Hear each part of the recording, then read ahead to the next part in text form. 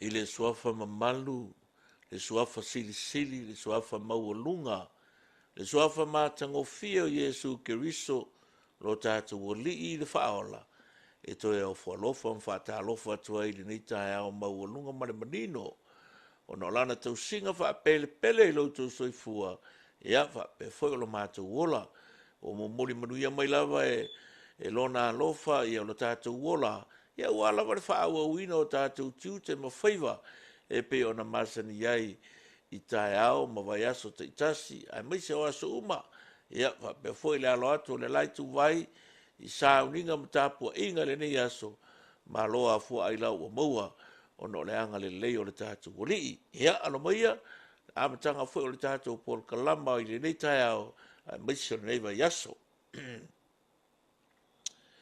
O lo o fio a ele atua ma le alanga fia fia. O lo o fio a i ova ma le leo le pū. I nā pe pese atu ia i le atua, i nā pe pese ia. I nā pe pese atu ia i lo tātou tupu, i nā pe pese ia.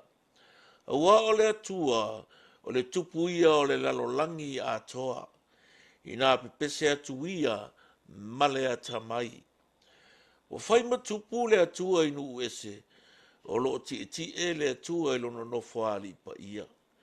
O whata si ali i o nuu i le nuu o le atua o Aperamo. Awa e o le atua le tari tā o le lalolangi, e matua siri lava o ia.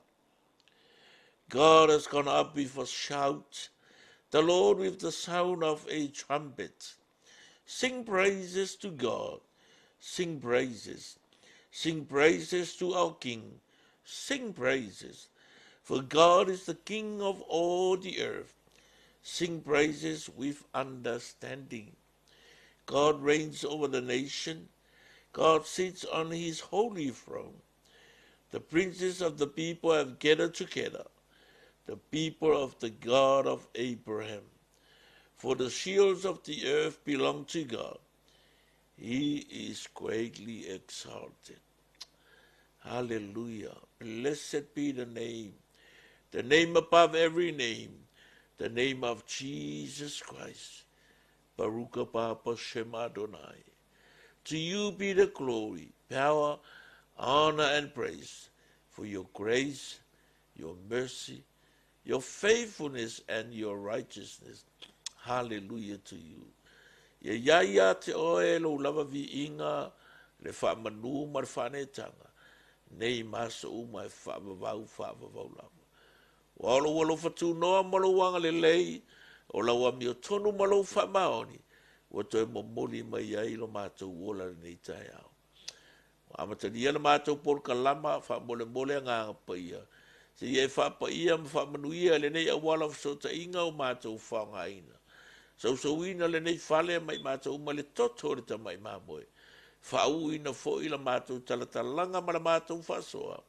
Sufi ai loto ma nganga o le au paia ma le au whātua tua. A wala mātou au nanga ia te oe malo malo. Te ola wapi lau angelu le mea nei wha mole. E iwe fo ile nei porkalama le manuia ma le fia. Fo iei le vi inga ia te o Yesu lo mātou o li le whaola. Amene ma amene. Praise the Lord.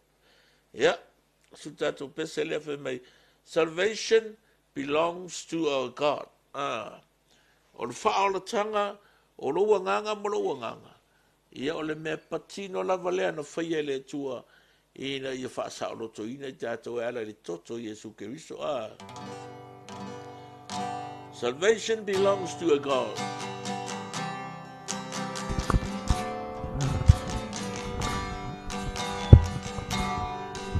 Salvation belongs to our God, who sits above the throne, and unto the Lamb praise and glory, wisdom and thanks, honor and power and strength be to our God forever.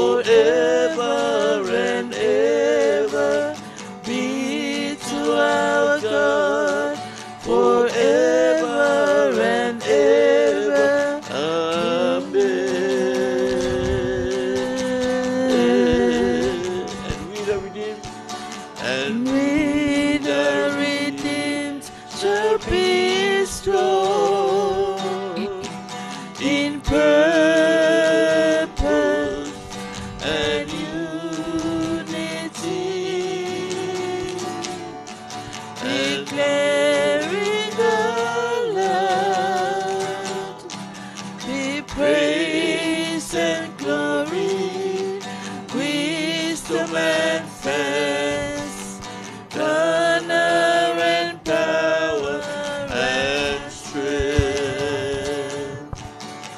be to our God forever and ever.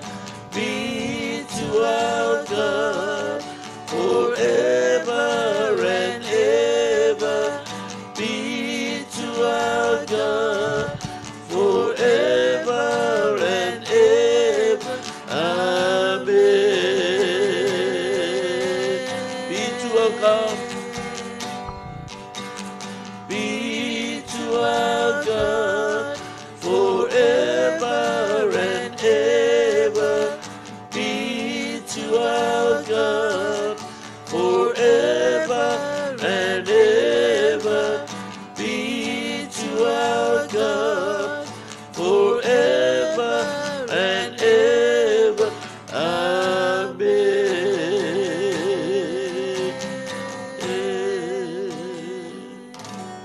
Amen. Hallelujah. Be to our God glory, power, honor, and praises. He deserves, amen, all the praises, the exaltation, the adoration goes to the God of gods, the Lord of lords, and the King of kings. Amen.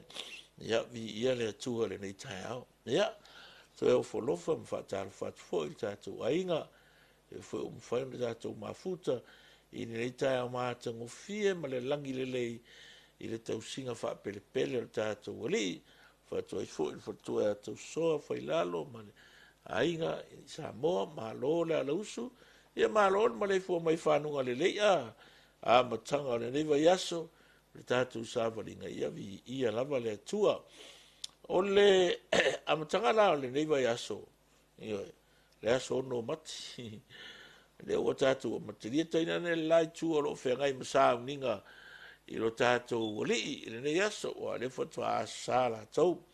Ia wha malosi a te oe le wha masino e fitu, a lona whai upa is full maritas. Churches, chapter 7, verse 11, from the New International Versions, says, listen to what they are saying. Afterwards, you will be encouraged to attack the camp. So he and Purah, his servants, went down to the outpost of the camp. Amen. E te whalongo I me wala to whetau talahai ai. E muri ane o na malosi ai leo o e aluifo I le tu taua.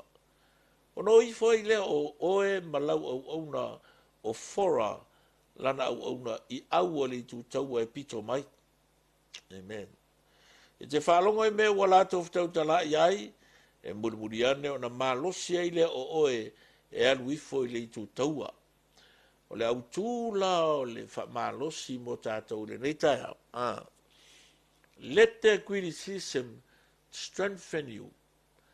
Let their criticism strengthen you. Ia a vea la tō whaitionga ia te oe, ma whamalosi au I lou loto. Wa e mauanganga ka o whaikio ia. Nga e kukua whaiko ala e lai mulu o I kongor poku oro mukuka poku oro ka vale. Lai le ilo le vanga lai e pipi I le yaku lau whalongolongo I karangang. Ai whalonga kua o e la ua makua kua ia ilo pakua. Ua makua ingongo wha vele lo uru. Ua whai au kala si o runga e lenga ka oe au si au ko rua po si au whanga. Ua e whalongo I si me whapenga o whai e nisi a. Ia o ika ia ua ka whalongo so ye. Kere o ka ngaka lau kau kere I loa. O na sore alea ka ki whalongo loko. Alai makua I whikoso a inga pe o le pau koro ale loi le whainga o ka ika. Ia ka ilo ia oe. But so it happens to everybody. To anybody. E kupu iso se ka ngaka. E kei me ale o e whalongo lava iai. Ia po la lava e o aku ngisi whai aku e ke oe, le ngaka ia oe, o se uto o lua, po se au whanau fo. Ia, ia po la fo ke la vea i ko kongu i le ngā fo i ngā ruenga kele o le muinga o se kangaka o le ala fai mai le tala ia a vea fai tionga lai ke whaalongo aku o fai ia oe ma wha maro si au ia ke oe rongo winga wai o ko inga me fo le you are turning the negative into positive wa eri winga le mea le anga le o fai makala le anga inga ia vea ma wha manu yanga wha maru si au ete o kala le kamalo ki tiona le wha i mai ei le whai upu le sumatas ma tua whai ki tiona le ana wala wina le tua e anu e ave le tau au e fasi e au tau mitiana ia o mai mitiana koko mai ala ko whai ma la ko ka amu ma la ko kalo i le si piko ngā le whangua o ka ngaka sa uta ka isala eru ia wale ngaka lau o mai so sofa le whangua ia ua wha mara sianga mai kongu maua pei ua fōringa mai o lako wha palo inga le ngu ia mau o inga pei o pule i kongu le ngu e ngā mea whonga lenga kuku mai ale vai ora kamera i ua ngofi a koa mai ai kukungu ia koe ngā mea wha kamala fo ia o le le wawa ia le au e mo mea ko kingo pa pena mo tātou istaimi e whakamala mahalu solo lau wa ai isi meo le o langa ma le ai le vai a wha leilo wainga e ingo sau warka ka ese vai a kua ua sao koa me ai ko ngolo fale ke ale ua pule ia o e mare whanga le ala wha pela ona wala au lo leo le tu ia kiti ona e tu lai mai e sa olu e tai le au e koe kule ese mitiana ava ese mai le whangua ma vai ese mai mei ua lako mai pei o lako ua kakaonga ia ke sila fia la ua kala ua fiu le tu e kauanga ua busu kama e kele mea nga whai eiki tiona i le tua o a ua ke la ikiki i le whanga olo kama o le mako i ku ainga fu e piko o le mako ainga fu e piko i la ikiki la vai le ku ainga a koan ngai ua e anga i mai ia mo le si me o ke valea o ua le whai whakoanga le whawhenga e sau a whakoa ua le whai whakoanga o ke le i whai angi kaua i laso e ei kei me ke vai ai i au lima vai i lau loko vai lau kanga o e orka ka valea i lau mafo fo o orka ka valea ai ke le o i loa la le melenga ku e le atua i kongi e ke o lai fi ngau o kua ki kionga a lai fe me le kua lei o oe e loa ua umana fo ina oe le atua ma o le atua e ila le melenga ku e le atua ia ke oe ko kongororo e ke le o i loa e mafo mai o ngo walu ke le lo mafo fo karakanga ka fe mai o le ainga vai ala ainga le o le ainga vale ala ainga e le mas ka miki o le ainga le ngol skolisi e le mas ka miki o le ainga nga fa uinga mai se universike nga e ngofo ia la ia mala ngala ngonga fa vale vale mala ngala ngonga se ma e fa u ai lo langa ai e ngalo i ki e ye le menga ku i ko ngole i ko kongoro e le i lo e fa ia onga e le ilo le fai fea e le ilo le makai e le ilo iska ngaka ua nga o le atua lava ma oe ke sila fia pe a fai e ma fuka lo loko i le atua i kaimio ia wa fai le fia nga unga kionga i unga wha mao ngia loa e ki kionga le i o le fina ngaro moni o le atua le o le avo e lau o le kaimio la alu a le lava e alu e pi alu masaro salo o fai mai le atua sau e alu i lalo e lafi aku ko wharongonongo i kala ka ngaka mitiana la e whai. Ia lea may listen to what they are saying. O kala la ka kai e whai. O lai mui ki kionga. Ma whai ala ko kala ki kionga. Ai me mei e ke i whaalongo kunga ki kionga. O wha makala e resi fika nga e resi fika. Langa miki nga whai. Fe mei. Ua ka vale me ale pōko i ka rike. Le pōko i ka rike. Sau pai longa fale i pa ui lalo mai feo ki ka ngaka no lai lalo fale i kusala wa maka karka ngore uria o le wa le miki le o fe fe mai lor kara di se o kamanga e ke lo ala le fa maka langa o lau miki o kiki onga le akari o yoasa malanga pelu le au ka ko wa ku ave e le ku miki yanga i longa lima o fe you see o avea la ko kalanga na fai makalkalango o fa maro si ai le loko o ka fa mai le kala ku si mai o ngali liu mai le ki tiona ua whaapau mai fo i le atua. O lea ua confirm le mawafau ki tona, e sa o le upo le atua. Le ai, o ke ku i ngā aku mitiana i lo lima. E kei ni pengo whai aku. Wai whalunga aku o whai kalakanga e keo. E ringa kau oe o ruko, rumo lau whangu. Wa makalanga peka wo so ai le si e fia i lo ruko. Ai kei lo. Auangi e vave kapa i le kamanga. Ia e feilo ai. Ma fa feilo ai le ngang pa i o le tua. E fa makala ku ya ke o le winga o mea o maia. We fa longo ye. A wa pe ngo fa ya ku. E li liu e le tua fai ki onga ma mui muinga. Makala le anga kaka nga e fa ya ku ya oe. E a vea ma kulanga e fa malo si ai lo loko. Vai le fa longo ku ya ki onga o kala kaka ia fai o le mui muinga ia. O le fai ala ko kala le anga ia. Ai so mo lo ka manga fa makala nga miki. Ma ko i fe ia la uri ia. Ia la le anga fa pe nga ia yo tatu tangata. Auangi i wavenga e sai pe ke le fia. I me le anga kau ai ko ka nga kai ki oe. Aua e a vea me fa le kongunga e fai ma fa manu yanga ia tu. O singi fa makala e dise linga nga kala vonga le i le kamalo malanga asingi. O le asingi on makua pa ye ha. Fai yanga le asingi. E fiu e fosi le asingi sa ula ke oe e fai ma yanga venga ma mea umai au mai. Ai makua pa ye. O ma fa ore ga. Ka pera asingi. Alu lo fai ngu. Vai le lua le o mga eri e kau ai e ko la pisi. Ala la o kongi ka malo le asingi la lo. Ia wa ko ngela ka kau ai e lua i lunga le asingi ia lulu le asingi non kingo ko ulalo. O five o le kele o la pisi nga kau ai ko nga. Nga ku ai lunga le asingi mo ko e i lunga. Ko la ko la ka bale risu o le se asingi. Nga fa fenga sa mai fa. Sa mai la pisi yang kau ai ko. Ila lo ka o ku ai lunga le asingi. Ai ko sa le fa. Apenga umale lu i kau e ve mata tau la matanga ni va yaso.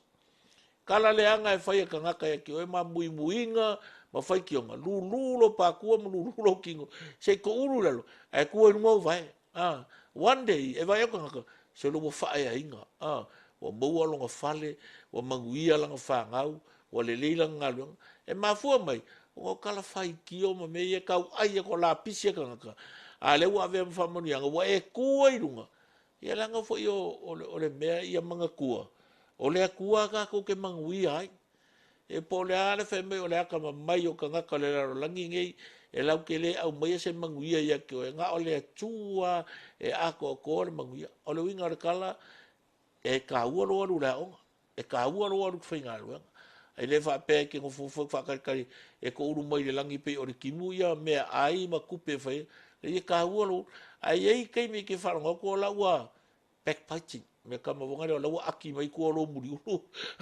o le ke ki lo kwa so le kaka ko ve fe o iari makaka ko ke lo fa kasi o kamanga o mai ko fai ko pingi oi au la pe ole tala au ngi vave nga e sai ai ma e ikai ma o so mai lo fai se misa nguku wa ele le ya le misa vonga lo kau ala ma kau sa pelu kau fanga ale mela le misa nguku fai mere kala fai aku kala fai mere kala se la wa ia kala mala lau ngi male ga ki nga inga li sa vini male e ma ka ka kwa oi I fai ngo ko kala ai ia fa file muro ro e sa ro la e halu ru mo le e ka kalo le fa mo mo e fe so so ni mai ke oi I le menge mo kupu inga ia aua ngi ia fa inga I lo nganga wala ngo me ia ku kupu la langi ngi o le concern le ia aua ngi ia fa inga I lo wanga awa e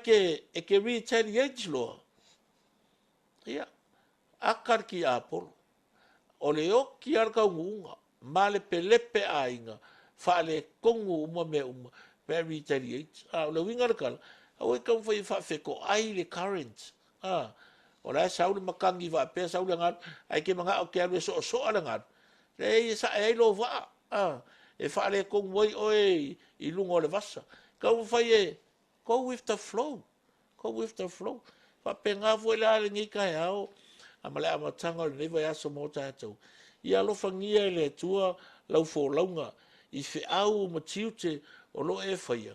Ina ia mawhai o na a vea oe ma wha manuianga i le ne yaso.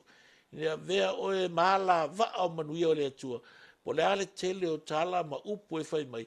A ia e tūpea oe le upu o le atua. Muli muli ane. O le awa ai e tangata ia ma lato tiutilo. Le ie moni lava ia le anga le leo le ali. Moni lo uolanga whaleanga. Maha ia ia kala salamo se la urua fiku o maasangi e ka kuru whai mua mua ngai whai a whai ele ati na e iau wale whale. E ngā lulu e fua i lātou o e ati na e.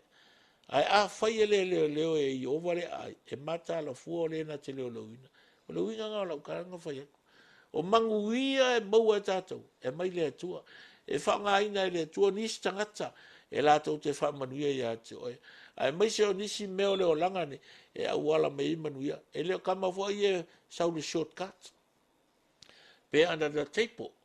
Pe salu mai lalo le mea solo vai. Ngā ai, lei, o manguia o le atua e whaaliali mai lava e le atua i ate oe. Ia auane e whaia se auala e manuwa ai se mea. E sau mai tu atu o le sila whanga. Ma kua fuera kala Yesu. O le malo le atua le mea taua, malana a mio tonu. Ia tonu lau a mio, lau savali o au tala o au filifilinga. Ele kongu longa whai au filifilinga maukala. Ia o manguia ngā wai wakwe. A umi pe kasi laso pe luaso. Ai a whai a koa se masinga po se lua masinga. E koe pe i peka e oe mea umai. O le winga la nā o le whaupunga. Ia e wha moe i le tua. O wā wha le tonu ma mea le e whai atu i te atu e. Ia e wha moe i le tua. O le whai upa surongo le whamasingo i ongo. Pe mai ona wha pia mai ai leo i o vai ati. Aua ta te whaatasi lava ma oe. E te whasia fo i mitiana. E peisea i o stangata e tōtasi. Leo wa toe a siu atu, toe wha mauti noa, toe lea tua. Lana pui puinga, lana teita inga, i lana au nao ki te o. Na wha pia nā fo le tala whai atu. God will be with you, and he will strike down all the enemies. O le wha lawe mai lau sa vali. Lau alu I whafo, mo lau sa utonu. Ia tātou trust leali, I mea lava. Mai le laulua, pai atu ia lofi o tātou vai. Trust leali, have faith in God. Wha moe le atua. Amen? Ia, wha manuia mai la le atua le yaso. Let that criticism strengthen your heart and your spirit. Ia, ngale leile atua e lau wholaunga le ne yaso. Ina ia whae wina le manuia, le fia ma le sanga le mu. Ai whatele ina I le vi inga o le suafo o le tātou uri o Yesu Kristo. After I tele lava ngang pa ia ni tau. Ioe, we whamanatu mo ia te mātou. Ua mātou e wawe tele leo sore I ta pia whalongo atu. Ua whai maini tala leanga a tangata ia ta ita malata whanau. A ua e whamanatu mai, e peo ki tiona. Whalongo longo ia la tau tala. O a whai tionga, o a mui muinga, o a tala lelelei. E ma whaina e lili wina, e a veo se whamanu yanga I lota o langa. Mele ia vi ia ele suafa o Yesu. A wa mātou te loa e te le tu lafo ina lava I mātou. O e o tā ua I lo suafa. Ia whamanuia I lo nuu. Fe au matiuto fe ngai malatou. Ia whapefo ia o ngā le whanau.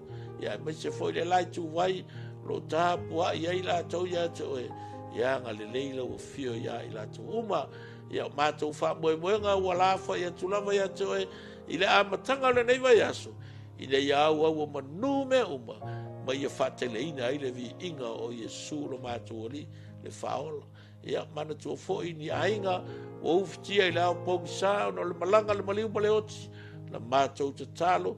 Ia wha maise ma wha mawhana whana loa nganga ia I lātou. O fo isi o sa iri tong fiti I whalemai po o lātou ainga o no toti ngā o le tino nei. Wha mole I lau wha malo longa ia I lātou. La mātou te talo lea li ie. Ia wha penao na uali tia lava oe mea uma. Ia wha iwina ele nei yaso. I le manuia ma le fia. Ai fo I atu ai lava le vi inga. I le suafa sili. I suafa ma malu o la mātou ali. o le mātou whaola o Iesu Keriso. O ia ala toi le mātou titano. Amen, amen. Praise the Lord. Ia, nga le mai le tua le nei aso, ta valinga, fe au ngā luenga, o fe ngai foi mautou, ia, fa pena lava na o manu me uma, pasta o lano mai sa moa, fa pe for fatua ya tau sofa i lalo, ia, ma fatua ya nele, fa fitai le mafuta mai, mai se foi se uso ya pasta lau pata, fa o angali mai au kilani. Ia vi ia le tua, ko le fine a shalom o poua, mai se uso ya pasta, apelu if po, mai au kilani. Ia, Pastor James Price, mai melpone, nisi wale au tu ele malo shala mato me vai. Ia nga le lei lava le tua ya te tu uma lava. Ina ia fa pena na vi ia le sua fa pe foi fa tua ya tu matamua mai kilani ia vi ia lava le tua fa tail ma futa mai se futa le nga lo apu in boa. Praise the Lord. May the Lord bless you all in Jesus name. Amen.